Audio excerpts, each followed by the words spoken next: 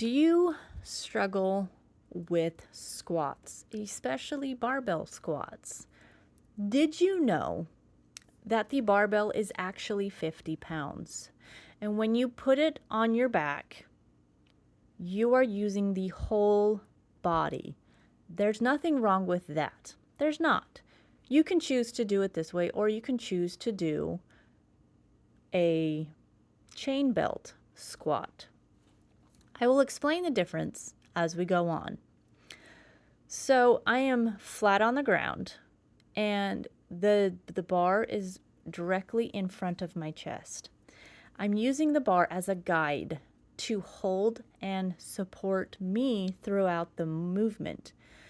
Notice I'm doing slow and controlled movements. I'm allowing my body to move in the correct position of a squat.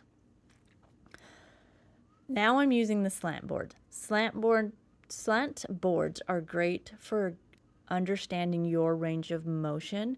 It helps with your knees over your toes training. There are many, many, many positive things when using a slant board. It's up to you to decide that factor.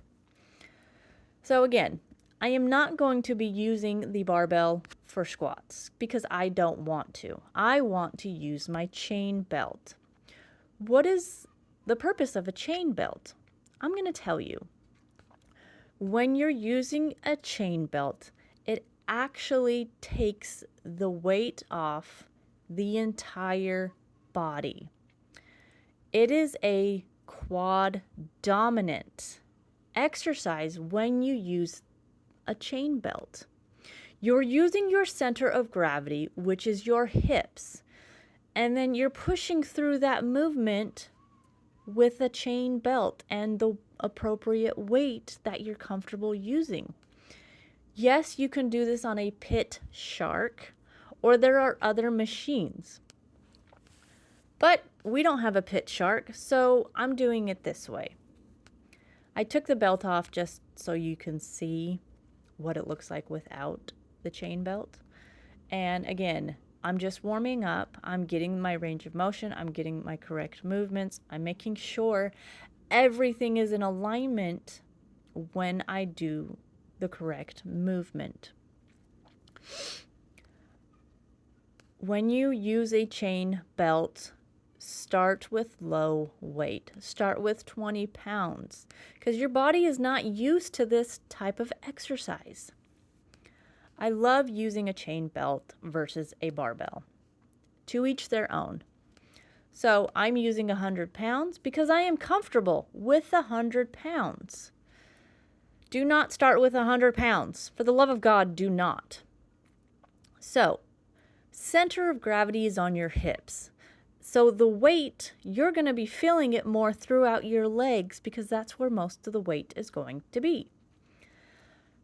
Again, slow and controlled movements, no hyperextending, breathing correctly, bracing your core.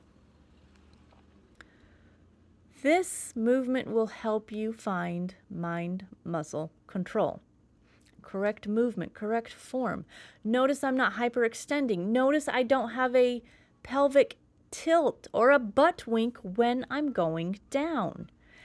Everything is in alignment and the correct movement and the correct form. And the weight is only on my legs. I'm doing a wide stance. I'm moving my feet out and doing a wide stance. And yes, I do have 2 slant boards. You can choose to use one, but I am using 2 to get a wider stance.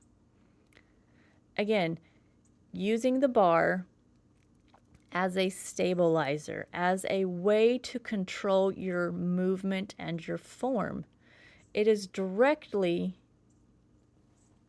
in alignment with everything. Slow and controlled. I am not using the bar to pull myself up. I'm slow and controlling it up.